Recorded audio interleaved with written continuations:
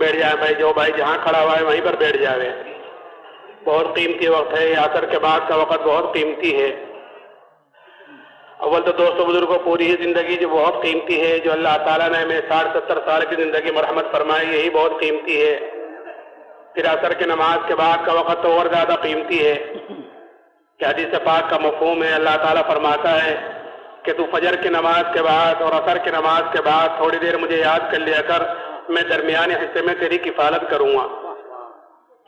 تو زندگی قیمتی، پھر عصر کے بعد کا وقت قیمتی، پھر اللہ کے راستے میں نکل کر اس کی قیمت اور بڑھ جاتی ہے کہ اللہ کے راستے کی ایک صبح اور ایک شام دنیا اور دنیا میں جو کچھ ہے ان سب سے بہتر ہے. اس لیے کہ ہم سب کے سب اس وقت اللہ کے راستے میں ہیں. لیکن وقت یہ بہتر جب بنے گا اور یہ قیمتی وقت جب بنے گا جب ہم اس وقت کو قیمتی بناویں گے. نہیں تو وقت تو گزرنے کے لیے گزر رہا ہے. کس کی کتنی زندگی گزر گئی ہے ہر ایک کو پتا ہے، آگے کس کی کتنی باقی ہے یہ کسی کو کچھ پتا نہیں ہے. اس لیے حدیث پاک کا مفہوم ہے کہ سورج جب روزانہ نکلتا ہے تو وہ یہ اعلان کرتا ہے کہ ابن آدم تجھے جو عمل کرنا ہو کر لے، تیری زندگی میں پھر یہ دن کبھی نہیں آئے گا واپس کہ جو وقت گزر گیا، جو گھڑی گزر گئی، اب وہ کسی قیمت پر بھی واپس نہیں آنے والی ہے. اور آگے کس کی کتنی باقی ہے یہ کسی کو کچھ پتا نہیں ہے. اس لیے ہم اپنی زندگی کو قیمتی بناویں دوست بزرگوں، عملوں کے اندر لگ کر. اعمال وہ ہوتے ہیں کہ انسان جو 24 گھنٹے کی زندگی میں جو کام کرتا ہے وہ اس کے اعمال کہلاتے ہیں. یہ اعمال ہمارے بدن سے نکلنے والے صحیح ہو جائیں، اس کے لیے یہ ساری محنت ہے کہ ہمارے بدن سے نکلنے والے 24 گھنٹے کے جو اعمال ہیں، کھانے پینے کا عمل، سونے جاگنے کا عمل، شادی بیاہ کا عمل، تجارت کا، ملاقاتوں کا، جہاں آدمی جو کام کر رہا ہے وہ اس کے اعمال کہلاتے ہیں. کہ یہی اعمال غیر بھی کرتے ہیں، ایسا کام غیر بھی کر رہے ہیں، اور یہی چیز مسلمان بھی کر رہا ہے. فرق اتنا ہے اس کے اور ہمارے کام میں، ان کے اور ہمارے اعمال میں کہ ہمیں اعمال کا طریقہ بتلایا گیا ہے کہ جناب رسول اللہ صلی اللہ علیہ وسلم کے زندگی گزارنے کا جو طریقہ لے کر آئے ہیں کہ وہ طریقہ، کہ اس طریقے کے مطابق ہماری زندگی ہو جائے، یہ ہمیں بتلایا گیا ہے. لقد کان لکم فی رسول اللہ اسوۃ حسنہ، کہ تمہارے لیے زندگی گزارنے کا جو بہترین نمونہ ہے وہ تمہارے پیارے نبی کی زندگی ہے کہ کل قیامت کے دن ہر ایک کو ہم اس نمونے کے مطابق دیکھیں گے. تو اس لیے میرا محترم بزرگو دوستو، ہمیں اپنے اعمال کو صحیح کرنا ہے نبی کے طریقے کے مطابق چل کر. دوستو بزرگو، بات یہ ہے کہ اللہ تعالیٰ نے ہر انسان کے ساتھ 2 نسبتیں لگا رکھی ہیں. ہر انسان کے ساتھ 2 نسبتیں لگی ہوئی ہیں، اور نسبت جتنی بڑی ہوتی ہے، نسبت جتنی اونچی ہوتی ہے، ذمہ داری بھی اتنی ہی بڑی ہوتی ہے، اتنی ہی اونچی ہوتی ہے. مثال کے طور پر ایک آدمی ہے، اس کا ایک بیٹا ہے، وہ درزی ہے، تو بیٹے کی نسبت باپ کی طرف درزی کی حیثیت سے ہے کہ درزی کا بیٹا ہے، تو اس بیٹے کے اوپر جو ذمہ داری آئے گی وہ اس کے اعتبار سے آئے گی. کوئی انجینئر ہے، کوئی ڈاکٹر ہے، کوئی وکیل ہے، کوئی دھوبی ہے، اس کا بیٹا ہے تو اس کی نسبت اس کی طرف لگائی جائے گی کہ دھوبی کا بیٹا ہے، درزی کا بیٹا ہے، وکیل کا بیٹا ہے، تو نسبت اس کی طرف لگی ہوئی ہے. تو اس بیٹے کے اوپر جو ذمہ داری آئے گی وہ اس کے اعتبار سے آئے گی کہ جتنی اونچی نسبت، جتنی بڑی نسبت ہوتی ہے. ایسے ہی ایک لڑکا کہ بادشاہ کا بیٹا ہے تو اس کی نسبت بادشاہ کی طرف کی گئی ہے کہ بادشاہ کا بیٹا ہے، شہزادہ ہے، تو یہ بڑی نسبت ہے. تو اس کے اوپر جو ذمہ داری آئے گی وہ پورے ملک کے اعتبار سے آئے گی. بادشاہ کا بیٹا ہے، نسبت بڑی ہے. میں نے عرض کیا کہ نسبت جتنی بڑی ہوتی ہے، ذمہ داری بھی پھر اتنی ہی بڑی ہوتی ہے. تو ہر انسان کے ساتھ 2 نسبتیں لگی ہوئی ہیں. جب وہ پیدا ہوا اس وقت سے لے کر کہ فوراً اس کے ساتھ 2 نسبتیں آ گئی ہیں. کہ پہلی نسبت کہ سب سے پہلے یہ انسان اللہ کا بندہ ہے، عبداللہ، کہ ہر انسان سب سے پہلے اللہ کا بندہ ہے، کہ اللہ کا بندہ ہونے کے ناطے جو اس کے اوپر ذمہ داری آئی ہے کہ یہ انسان اپنی ذات سے دیندار بن کر زندگی گزارے، کہ میری زندگی میں کیسے دین آئے اس کی فکر کرے. کہ بندہ سچا بندہ بن کر زندگی گزارے، کہ نسبت لگی ہوئی ہے اللہ کی، کہ ہر انسان اللہ کا بندہ ہے۔ دوسری نسبت کہ ہر انسان جناب رسول اللہ صلی اللہ علیہ وسلم کا امتی ہے۔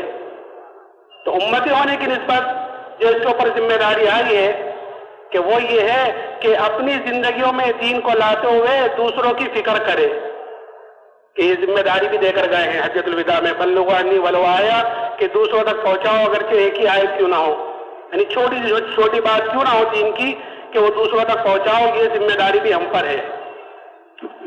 تو اگر کوئی انسان ان دونوں ذمہ داریوں کو لے کر چل رہا ہے تو دوستو بزرگوں، اللہ کیا اس کی حیثیت ہے، اللہ کیا اس کا مقام ہے، اللہ کیا اس کی قدر و قیمت ہے۔ اور اگر کوئی ان دونوں ذمہ داریوں کو پورا نہیں کر رہا ہے، کہ اپنے طرف سے بھی غفلت ہے، دوسروں کی طرف سے بھی غفلت ہے، دونوں ذمہ داری کو پورا نہیں کر رہا ہے، تو اتنا ہی اللہ کیا ہو بے حیثیت ہے، اتنا ہی اللہ کیا ہو بے قیمت ہے۔ اور اگر دوستو بزرگوں، کیونکہ نسبت دو ہے اور ذمہ داری دو ہے، اگر کوئی ایک ذمہ داری کو پورا کرے اور ایک کو پورا نہ کرے تو یہ بھی پکڑ کا ذریعہ بنتی ہے۔ دونوں ذمہ داریاں ہیں، اگر ایک کو پورا کر رہا ہے ایک کو پورا نہیں کرتا تو یہ بھی پکڑ کا ذریعہ ہے، کہ اپنی ذات سے تو دیندار ہے کہ الحمدللہ نماز بھی ہے، روزہ بھی ہے، اللہ کے راستے میں نکلنا بھی ہے، کہ اپنی اپنی فکر ہے، دوسروں کی فکر نہیں ہے، اپنی عبادت اپنی ساری چیزیں، لیکن دوسروں کی فکر نہیں ہے، کہ یہ ایک ذمہ داری تو پوری کر رہا ہے لیکن ایک ذمہ داری کا پورا کرنا اس کے لیے بھی نقصان دہ ہے، پکڑ کا ذریعہ بنے گی۔ حدیث پاک کا مفہوم ہے، ایک مرتبہ اللہ تعالیٰ نے حضرت جبرائیل کو حکم دیا کہ جبرائیل فلاں بستی پر جاؤ اور اس بستی کو اوپر تک اٹھاؤ اور اوپر تک اٹھا کر اس کو نیچے واپس دے کر مار دو۔ تو حضرت جبرائیل نے عرض کیا کہ اللہ، اس میں تو ایک طرح فلاں بندہ ہے جو تیری عبادت کرتا ہے، تیری عبادت میں لگا رہتا ہے، تیرے احکامات کو پورا کرتا ہے۔ تو اللہ نے فرمایا کہ اس کے سمیت اس بستی کو اٹھاؤ اور اس کے سمیت پٹک دو۔ کیوں؟ اس لیے کہ میرے احکامات ٹوٹ رہے تھے دنیا میں، میری نافرمانی ہو رہی تھی اور اس کے ماتھے پر بل تک نہیں آیا، وہ اپنی عبادت میں لگا رہا۔ یعنی ایک ذمہ داری اسے پوری کی کہ اپنی ذات سے تو دیندار تھا، کہ اس کے سمیت اس بستی کو اٹھاؤ اور اس کے سمیت پٹک دو، تو ایک ذمہ داری تو پوری کر رہا تھا۔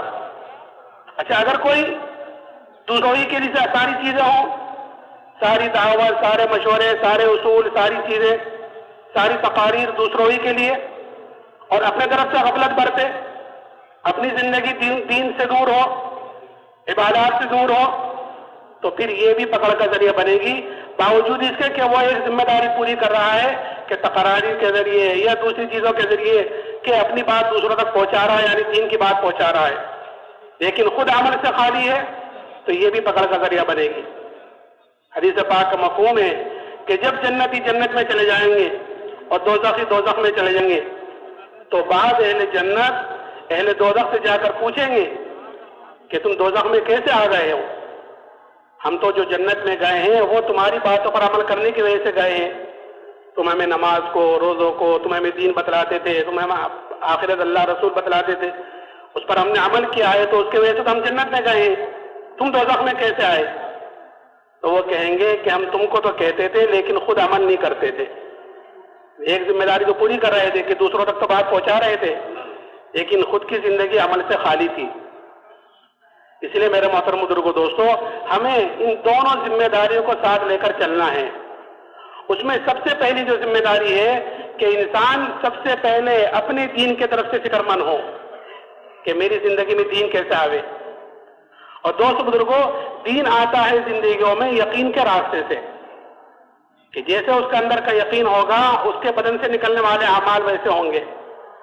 اگر اندر کا یقین بنا ہوا ہوگا تو بدن سے نکلنے والے اعمال اس کے اعتبار سے ہوں گے، اور اگر خدا نخواستہ اندر کا بگاڑ ہوا، اندر یقین کی خرابی ہوئی تو پھر بدن سے نکلنے والے اعمال اس کے اعتبار سے ہوں گے۔ تو اس لیے ہمیں بنیادی طور پر سب سے پہلے اپنے ایمان پر محنت کرنی ہے، یعنی اپنے اندر کے یقین کو بنانا ہے کہ ایمان پر محنت۔ آج حالانکہ ایمان یہ اللہ نے ہمیں سب سے بڑی نعمت مرحمت فرما رکھی ہے، سب سے بڑی نعمت جو ہمیں اللہ نے مرحمت فرمائی ہے وہ ایمان کی دولت ہے۔ انعامات تو اللہ تعالیٰ کے بے شمار ہیں، کہ قرآن کہتا ہے وَإِن تَعُدُّوا نِعْمَتَ اللَّهِ لَا تُحْصُوهَا، کہ اللہ تعالیٰ کے انعامات تو اتنے ہیں کہ اگر تم اللہ کی نعمتوں کو گننا چاہو، شمار کرنا چاہو، تو تم اللہ کی نعمتوں کو گن نہیں سکتے، شمار نہیں کر سکتے۔ اتنے انعامات اللہ تعالیٰ کے ہمارے اوپر، قدم قدم پر، سانس سانس پر اللہ تعالیٰ کی نعمتیں بارش کی طرح ہمارے اوپر اتر رہی ہیں، اور اس چیز کا احساس بھی نہیں ہے۔ اور ایسی ایسی نعمتیں ہیں کہ اللہ کی ایک نعمت بڑی نعمت ہوتی ہے، لیکن ہمارا دھیان ادھر نہیں جاتا کہ یہ بھی اللہ کی نعمتوں میں سے کوئی نعمت ہے۔ اس لیے کہ نعمت کی قدر آدمی کو اس وقت ہوتی ہے جب وہ چیز ہاتھ سے نکل جاتی ہے۔ جب تک کوئی چیز آدمی کے ہاتھ میں ہوتی ہے اس کی قدر و قیمت کا اندازہ نہیں ہوتا۔ اسی لیے حضور حضرت صلی اللہ علیہ وسلم نے فرمایا کہ 5 چیزوں کی قدر کرو 5 چیزوں سے پہلے پہلے۔ اللہ نے 5 نعمتیں دی ہیں تو ان کی قدر کرو 5 چیزوں سے پہلے پہلے۔ حضور حضرت صلی اللہ علیہ وسلم کے جملے چھوٹے ہوتے ہیں لیکن جامع ہوتے ہیں۔ 5 چیزوں کی قدر 5 چیزوں سے پہلے پہلے۔ فرمایا کہ جوانی کی قدر کرو بڑھاپے سے پہلے پہلے، کہ جوانی ایک مرتبہ چلی گئی اب کسی قیمت پر واپس نہیں آنے والی ہے، کہ جوانی قدر، کہ جوانی کی عبادت اللہ کا مقبول ہے۔ کیوں؟ کیونکہ اس میں عذاب قوی ہوتے ہیں، آدمی کے اندر خواہشوں کا بھی زور ہوتا ہے کہ وہ آدمی اپنی خواہشوں کو قربان کر کر، یہ آدمی اپنی جوانی اللہ کی عبادت میں، اس کے دین کو پھیلانے میں کہ اپنی جوانی لگاتا ہے، تو پھر ایسی جوانی کی عبادت اللہ کا مقبول ہے۔ وہ 7 آدمی جو کل عرش کے سائے کے نیچے ہوں گے، ان میں ایک وہ جوان بھی ہوگا جو جوانی میں اللہ کی عبادت کرتا ہوگا۔ تو جوانی کی قدر بڑھاپے سے پہلے پہلے۔ فرمایا مالداری کی قدر کرو تنگ دستی سے پہلے پہلے۔ اللہ نے مال دے رکھا ہے، اس کی قدر کیسے پہلے پہلے؟ کہ تنگ دستی سے پہلے پہلے، کہ اللہ مال تھا کہ صدقہ خیرات بیواؤں پر، یتیموں پر، مسکینوں پر، مدرسوں میں، ضرورت مندوں میں کہ خرچ کر سکتا تھا لیکن کہ خرچ نہیں کیا، بخل دکھلایا کہ اب کوئی آفت آ گئی، کوئی مصیبت آ گئی مال پر کہ وہ سارا ختم ہو گیا۔ تو مالداری کی قدر تنگ دستی سے پہلے پہلے، اور خالی اوقات کی قدر کرو مشغولی سے پہلے پہلے۔ اللہ نے اوقات دے رکھے ہیں کہ ان کی قدر کرو مشغولی سے پہلے پہلے، کہ ان کی قدر کیا ہے؟ مثال کے طور پر آپ اللہ کے راستے میں نکلتے ہیں، اس وقت ماشاءاللہ ایک بڑا مجمع اللہ کے راستے میں نکلے گا کل دعا کے بعد، اللہ آپ حضرات کے نکلنے کو قبول فرماوے اور اللہ ہم سب کی بہترین تربیت فرماوے۔ تو ایک بڑا مجمع نکلے گا اللہ کے راستے میں، تو خالی اوقات کی قدر کیا ہے؟ میں مثال کے طور پر بتلا رہا ہوں، مشغولی سے پہلے پہلے، کہ اللہ کے راستے میں نکل کر ایک حدیث پاک کا مفہوم ہے کہ جو آدمی 40 دن اخلاص کے ساتھ ایسی طرح نماز پڑھے کہ اس کی تکبیر اولیٰ فوت نہ ہو، تکبیر اولیٰ کے ساتھ پڑھے 40 دن اخلاص کے ساتھ، تو اللہ کی طرف سے اس کو 2 بڑے پروانے ملتے ہیں، کہ ایک پروانہ جہنم سے چھٹکارے کا، دوسرا نفاق سے بری ہونے کا، کہ یہ 2 بڑے پروانے اس شخص کو مل رہے ہیں جو 40 دن اس طرح نماز پڑھے کہ اس کی تکبیر اولیٰ فوت نہ ہو۔ تو اللہ کے راستے میں نکل کر اس حدیث پر عمل کرنے کا بہترین وقت ہے۔ ہم نے وقت کو فارغ کیا ہے، اوقات کو فارغ کیا ہے، کہ یہاں نہ گھر ہے، نہ کاروبار ہے، نہ دوست احباب ہیں، نہ بھی بچے ہیں، نہ کسی کی خوشی میں جانا ہے، نہ کسی کی غمی میں جانا ہے، ہر وقت مسجد ہی میں رہنا ہے۔ گشتوں کے لیے نکلے ہیں، ملاقاتوں کے لیے نکلے ہیں، پھر واپس مسجد میں آ گئے، کھانا پینا سونا جاگنا کہ سارا کام مسجد میں ہو رہا ہے، کہ اس حدیث پر عمل کرنے کا یہ بہترین وقت ہے کہ وقت کو فارغ کیا ہے۔ اگر دوستو بزرگوں اس حدیث پر یہاں عمل نہ ہوا تو گھر جا کر اس حدیث پر عمل کرنا مشکل ہو جائے گا۔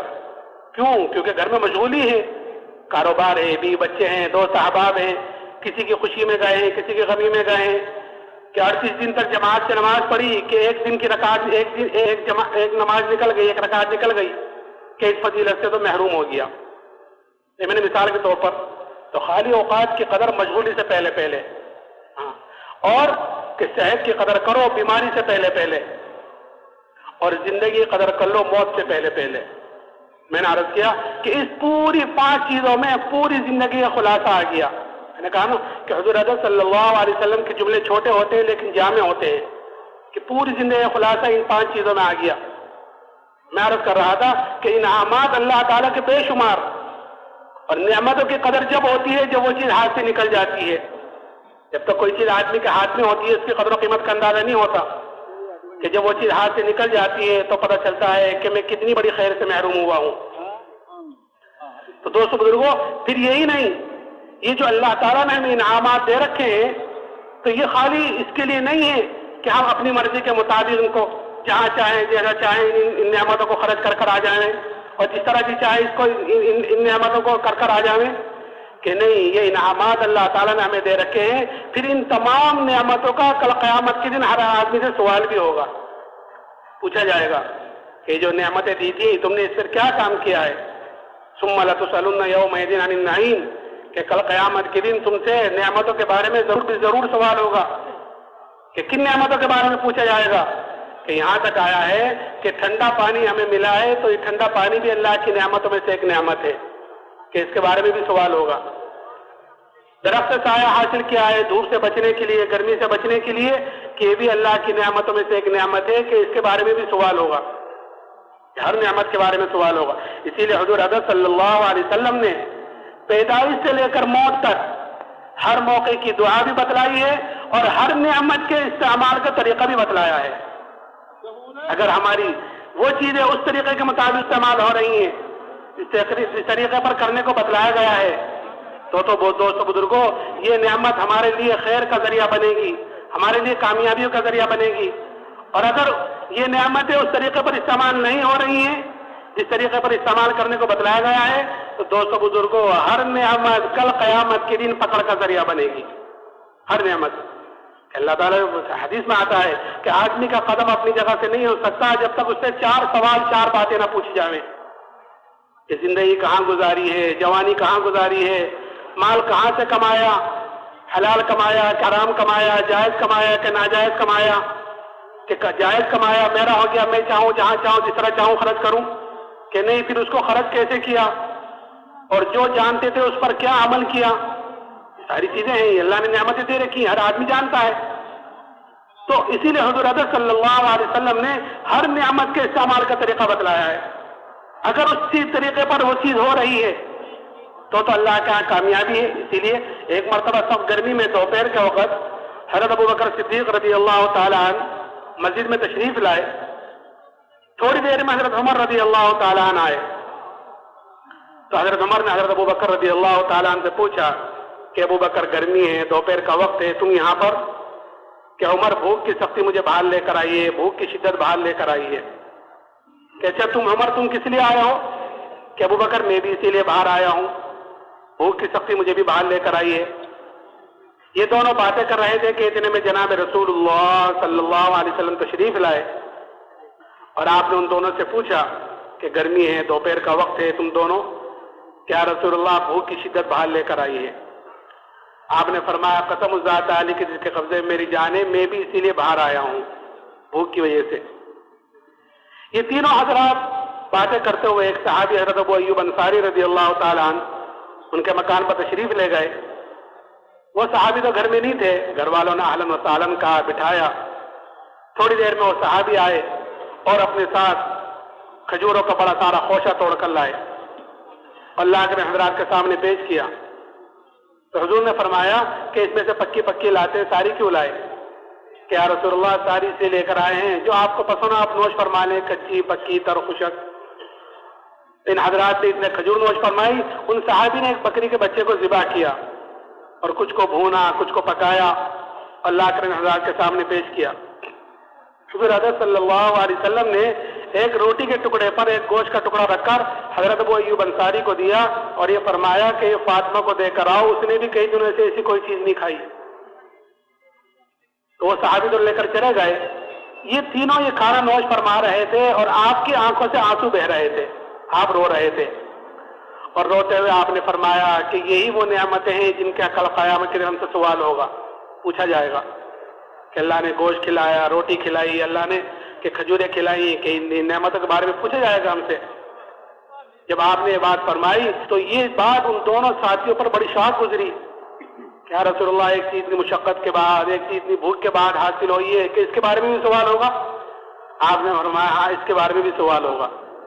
پھر آپ نے اس کے استعمال کا طریقہ بتلایا ہے، جو میں بتلانا چاہ رہا ہوں کہ حضور حضرت صلی اللہ علیہ وسلم نے پیدائش سے لے کر موت تک ہر موقع کی دعا بھی بتلائی ہے، ہر موقع کا طریقہ بھی بتلایا ہے۔ پھر آپ نے فرمایا کہ جب شروع کرو تو بسم اللہ پڑھ کر شروع کرو، اور جب کھا چکو تو الحمدللہ الذی هو اشبعنا وانا مارنا وافضل پڑھ لو گے تو پھر اس نعمت کی پکڑ سے بچ جاؤ گے۔ تو میرے محترم بزرگوں دوستوں، عرض کر رہا تھا کہ انعامات اللہ تعالیٰ کے بے شمار ہیں، لیکن ان تمام نعمتوں میں جو سب سے بڑی نعمت اللہ تعالیٰ نے مجھے اور آپ کو مرحمت فرمائی وہ ایمان کی دولت ہے۔ اس لیے کہ اللہ نے کامیابی ناکامی کا دار و مدار کہ دنیا کی کسی چیز پر نہیں رکھا ہے، ان نعمتوں میں سے کسی پر نہیں رکھا ہے کہ اکثریت میں ہوں گے، یا آپ اسباب زیادہ ہوں گے، یہ تجارت اچھی ہوگی، یا اور چیزیں آپ کے پاس زیادہ ہوں گی، یہ نعمتیں زیادہ ہوں گی تو کامیاب ہوں گے، اور یہ چیزیں نہیں ہوں گی تو ناکام ہوں گے، کہ اس پر کامیابی ناکامی نہیں رکھی ہے۔ اللہ تعالیٰ نے کامیابی ناکامی کا دار و مدار کہ ایمان اور اعمال صالحہ پر رکھا ہے۔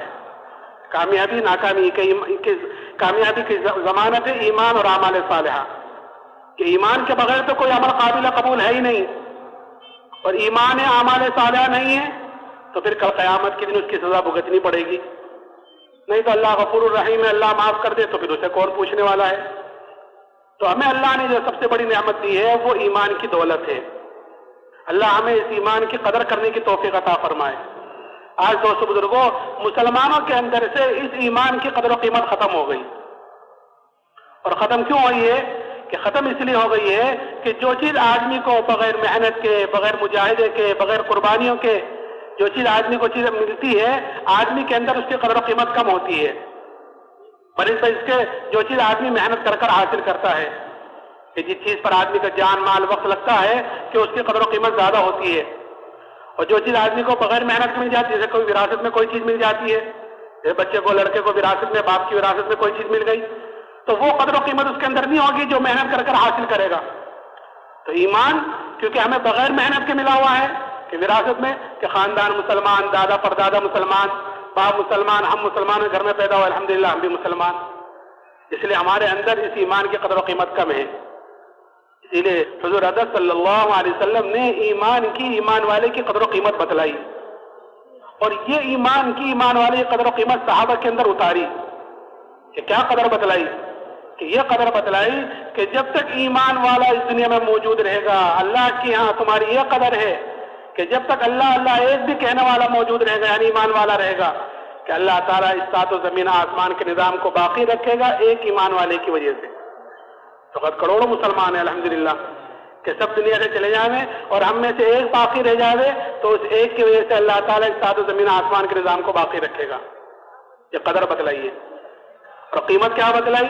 کہ اگر رائے کے دانے کے برابر بھی ایمان کو بچا کر لے گئے تو اللہ تعالیٰ اس دنیا سے 10 گنی بڑی جنت مرحمت فرمائے گا۔ اب جس کا ایمان جتنا اونچا ہوگا، جس کا ایمان جتنا اعلیٰ ہوگا، کہ کل قیامت کے دن اس کی اتنی بڑی جنت ہوگی۔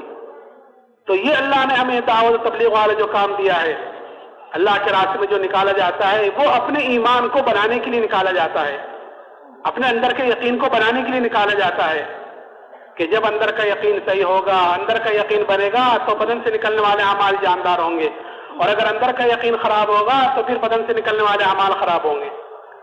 تو یہ قدر و قیمت صحابہ کے اندر اتاری تھی، اور دوستو بزرگوں، یہ قدر و قیمت صحابہ کے اندر ایمان کی ایسی اتری کہ پھر صحابہ نے اس ایمان کے لیے کہ ہر تکلیف کو، ہر مصیبت کو، ہر آزمائش کو، اور جو بھی حالات آئیں ان سب کو برداشت کیا ہے۔